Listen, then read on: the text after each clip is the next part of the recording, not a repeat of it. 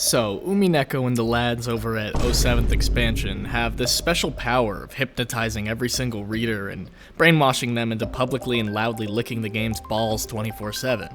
Seriously, there are zero secret Umineko fans. Like, they will let you know if they've read it. But Umineko is the mind-bending and somehow more unhinged younger brother of the already, reasonably unhinged Higurashi When They Cry visual novel series. And after a tragic layoff, I just finished rereading the first half, and all I can say is, gee willikers. So, no spoilers, guys. I wanted to wait until I finished the series to make this video initially, but, I mean, Jesus, I have never had so much to say about a series. I'd say without being hyperbolic, I think I could talk about it for like 5 hours without stopping. Bruh.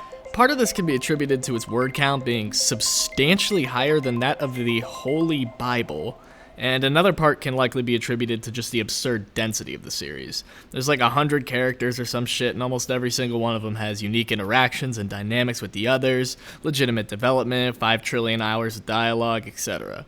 Also, pretty much all of them are totally morally abhorrent. Like and subscribe.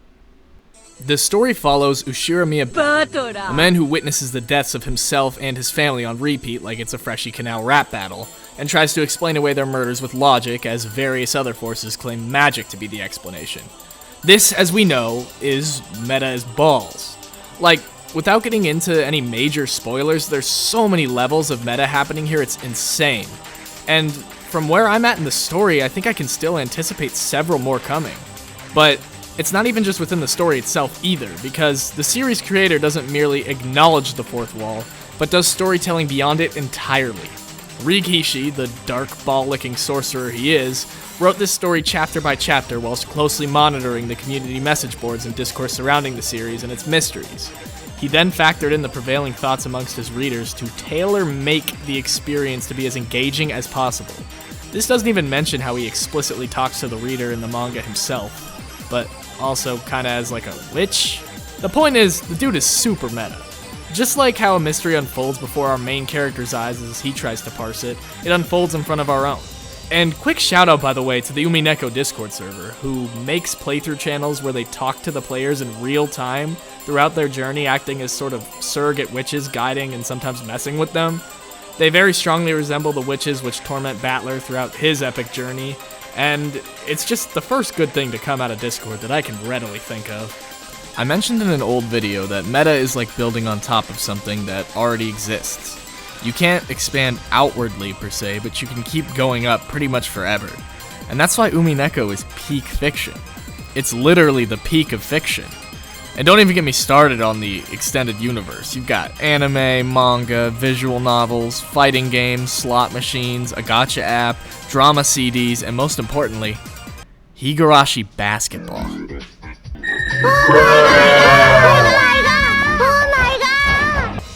Umineko is so layered and self-aware already that it's actually somewhat hard to analyze.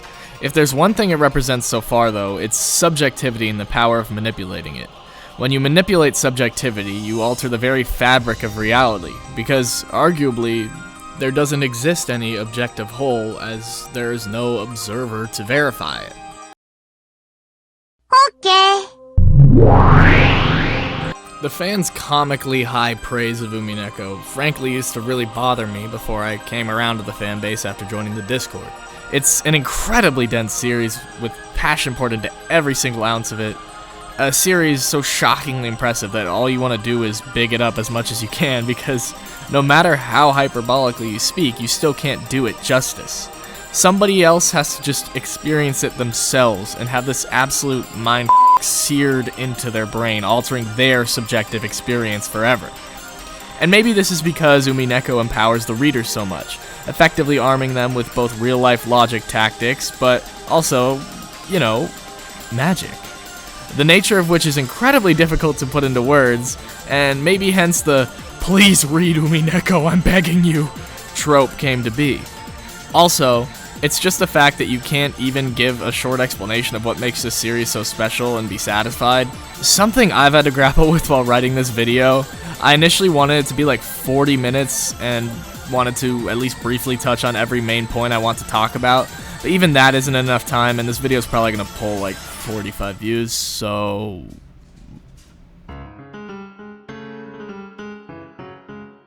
Umineko has very heavy thematic ties to the idea that not everything can be adequately or effectively explained away with words and logic alone.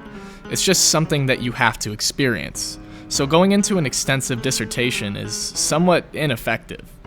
If I could get one thing off of my chest though, it's that this freaking soundtrack, it's so good. Total auditory orgasm to listen to. Now, I don't know anything about music in particular, but this is my favorite soundtrack by such a wide margin that it isn't even funny, and I wish I could play some songs here, literally in their totality, but you know, copyright. You've got these super grandiose orchestral sounding pieces, which over time can become more modern and hard-hitting hype tracks even, eerie songs, addicting songs, awe-inspiring songs, songs that make you feel like a genius, songs that make you feel like an idiot, etc. I just strongly encourage anyone to listen. It's just such an unfortunate thing that this series is such a hard sell due to being substantially longer than the Holy Bible. But hear me out, the similarities between these two works of literature don't end at mere word count. The mystique and the stature of Umineko as a series is truly something to behold and to beware. A story so massive that it legitimately will become a part of your life if you decide to read it. I'd imagine that anime visual novels from the 2000s aren't exactly the easiest thing to convince yourself is going to be a worthwhile investment either. Umineko is as daunting as the larger-than-life figures which occupy its days of playtime. And if you want to watch in real time as the immortal are made mortal, the impossible is made possible, you can finally start to understand the heart of the series and really when they cry as a whole. Long stories are a uniquely rewarding investment, and I think any fiction addict owes it to themselves to experience at least one stupidly long narrative. And sure, people so unanimously recommend these things in part because only somebody who really loves Umineko would read even 1% of it, so take these suggestions with a grain of salt, but this is a spooky good find, and I want to let everybody know about it who even has a chance of being interested. So as has been made clear, I am a known witch myself. I caused Sean O'Malley to win the UFC Bantamweight title just last month, in fact. Well, I, as well as my many mana harvesting associates, Sumgoon, Trey, Hermit's Nook, and Godfather. Thank you guys so much for the support, and if anybody watching liked this video, if you would like and subscribe, it would mean a lot to me. Other than that, have a good day, guys.